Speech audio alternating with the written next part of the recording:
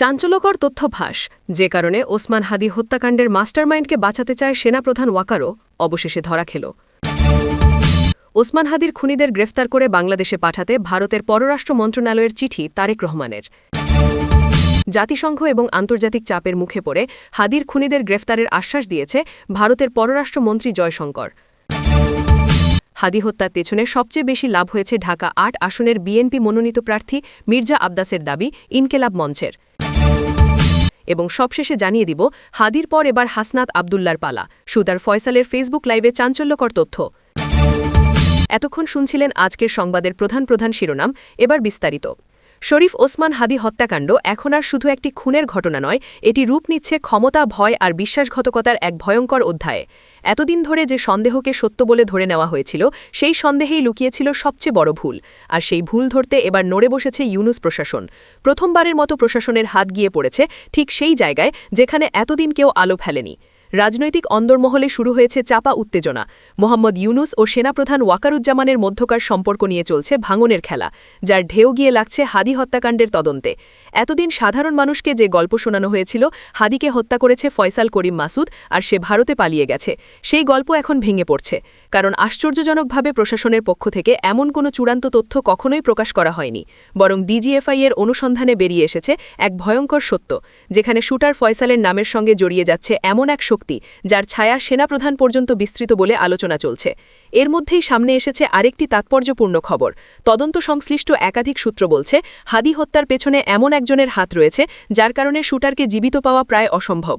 কারণ ফয়সাল করিম মাসুদ যদি বেঁচে থাকে, তাহলে ফাঁস হয়ে যেতে পারে সেই নাম যে দাবার বোর্ডে বসে পুরো খেলাটা চালিয়েছে, সেই মাস্টারমাইন্ড যার পরিচয় সামনে এলে কেঁপে উঠবে অনেক শক্ত ভিত। সবচেয়ে বড় প্রশ্নটা এখানেই, ওসমান হাদির সঙ্গে সেই অদৃশ্য শক্তির সম্পর্কটা কী ছিল? কি এমন জানতেন হাদি যার কারণে তাকে দুনিয়া থেকে সরিয়ে দেওয়াই একমাত্র সমাধান হয়ে দাঁড়িয়েছিল?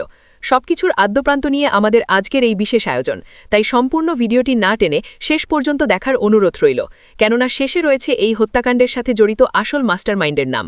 চলুন শুরু করা যাক। আপনারা ওসমান হাদির এক জ্বালাময়ী বক্তব্য শুনে থাকবেন, যেখানে সেনাপ্রধান ওয়াকারুজ্জামানকে নিয়ে হাদির আক্রমণাত্মক মন্তব্য চোখে পড়ে। সেনাবাহিনী কুশব্দ করলে ক্যান্টনমেন্টের সব ইট খুলে নিয়ে আসব। এই ভয় ডরহীন সাহসী বক্তব্যে আরও এক লাইন ছিল এমন, ওয়াকার, আপনি কি বাংলাদেশের সেনাপ্রধান নাকি ভারতের? এমন সরাসরি তীব্র মন্তব্য আগে কেউ বলার সাহস পেয়েছিল বলে মনে হয় না। এই ওসমান হাদির এই সাহসী হুঙ্কার কি তার জন্য কাল হয়ে দাঁড়িয়েছে, যে কারণে তাকে আজ নিজের জীবন দিতে হলো? গতকাল রাত থেকে সামাজিক মাধ্যম জুড়ে ঘুরছে এক রহস্যময় ক্লু। হাদি হত্যার পেছনে এমন একজনের হাত রয়েছে যার কারণে খুনিকে জীবিত ধরা প্রায় অসম্ভব। কিন্তু মাস্টারমাইন্ড কে? জনমনে যে সন্দেহ শুরুতে শাহিন চেয়ারম্যানের দিকে থাকলেও তা এখন অন্যদিকে মোড় নিয়েছে। সন্দেহের তীর এবার তীব্র হয়ে উঠেছে সেনাপ্রধান ওয়াকারুজ্জামানের দিকে। কিন্তু কেন ফয়সালকে জীবিত উদ্ধার করা সম্ভব নয়? এই প্রশ্ন সামাজিক মাধ্যমে তোলপাড় সৃষ্টি করেছে। এর উত্তরে ইনকিলাব মঞ্চেও হুঁশিয়ারি দিয়েছে, খুনিকে দ্রুত জীবিত গ্রেফতার করুন। বন্দুকযুদ্ধের নাটক আমরা দেখতে চাই না।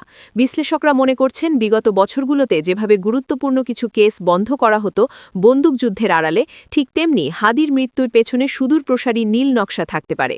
এর মূল পরিচালক কে, সেই রহস্য এখনও উদ্ঘাটিত হয়নি। তবে ফয়সালকে জীবিত উদ্ধার করা সম্ভব হবে কিনা, সময়ই তার উত্তর দেবে। শহীদ উসমান হাদির খুনিদের দ্রুত গ্রেফতার করে বাংলাদেশে ফেরত পাঠানোর দাবি জানিয়ে ভারতের পররাষ্ট্র মন্ত্রণালয়ের কাছে একটি বিশেষ চিঠি পাঠিয়েছে বিএনপির ভারপ্রাপ্ত চেয়ারম্যান তারেক রহমান। এই চিঠিটি বর্তমান রাজনৈতিক প্রেক্ষাপটে অত্যন্ত গুরুত্বপূর্ণ হিসেবে বিবেচিত হচ্ছে। জানা গেছে, হত্যাকাণ্ডের পরপরই খুনিরা সীমান্ত পাড়ি দিয়ে ভারতে আশ্রয় নিয়েছে বলে বিভিন্ন গোয়েন্দা তথ্যে উঠে এসেছে। এই তথ্যের ভিত্তিতেই তারেক রহমান সরাসরি ভারতের পররাষ্ট্র মন্ত্রণালয়ের হস্তক্ষেপ কামনা করছেন। তিনি চিঠিতে স্পষ্টভাবে উল্লেখ করেছেন যে শহীদ উসমান হাদির হত্যা কেবল একটি সাধারণ অপরাধ নয়, বরং এটি একটি পরিকল্পিত রাজনৈতিক ষড়যন্ত্রের অংশ। যারা এই জঘন্য অপরাধের সাথে যুক্ত, তারা প্রতিবেশী দেশ ভারতে আত্মগোপনে থাকলে দুই দেশের দ্বিপাক্ষিক সম্পর্কের জন্য অস্বস্তিকর হবে।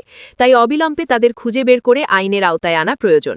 তিনি আহ্বান জানিয়েছেন, ভারত সরকার যেন আন্তর্জাতিক আইন এবং প্রতিবেশী সুলভ আচরণের প্রতি শ্রদ্ধা রেখে এ খুনিদের অবস্থান শনাক্ত করে। ভারতের পররাষ্ট্র মন্ত্রণালয়কে দেওয়া ওই চিঠিতে আরও অনুরোধ করা হয়েছে যেন ভারতীয় আইন শৃঙ্খলা রক্ষাকারী বাহিনী তাদের সর্বোচ্চ তৎপরতা ব্যবহার করে খুনিদের আটক করে এবং বাংলাদেশ সরকারের কাছে হস্তান্তর করে। এই চিঠির অনুলিপি আন্তর্জাতিক মানবাধিকার সংস্থাগুলোর কাছেও পাঠানো হতে পারে বলে দলীয় সূত্রে ইঙ্গিত পাওয়া গেছে।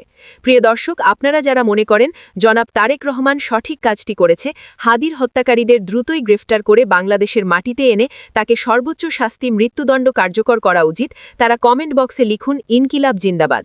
শহীদ উসমান হাদির হত্যাকাণ্ডের ঘটনাটি এখন আর কেবল দেশের মধ্যেই সীমাবদ্ধ নেই, এটি গড়িয়েছে আন্তর্জাতিক পরিমণ্ডল পর্যন্ত।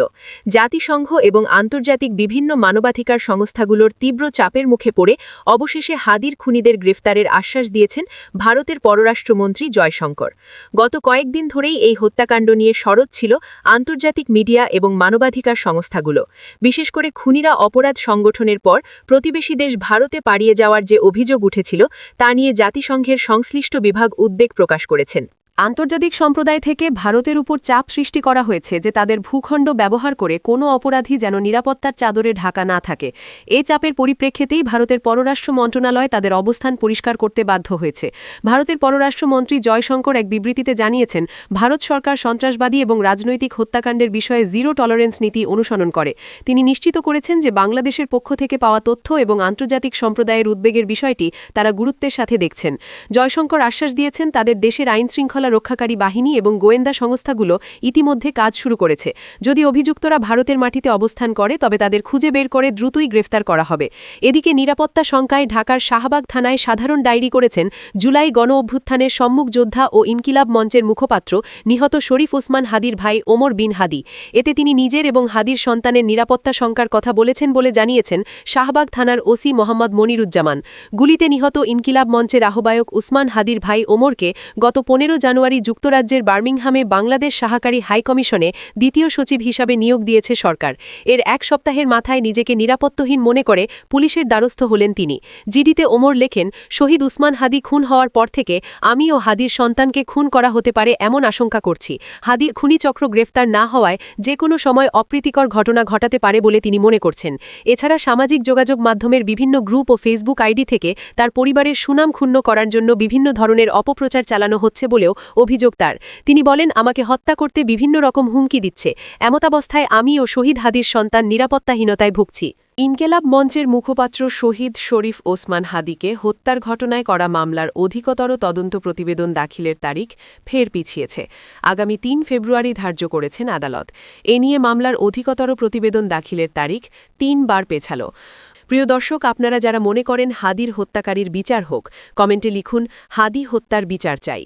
গত কয়েক সপ্তাহ ধরে রাজধানী ঢাকা থেকে শুরু করে দেশের প্রত্যন্ত গ্রামাঞ্চল পর্যন্ত এক ধরনের অদ্ভুত টান টান উত্তেজনা ছড়িয়ে পড়েছে।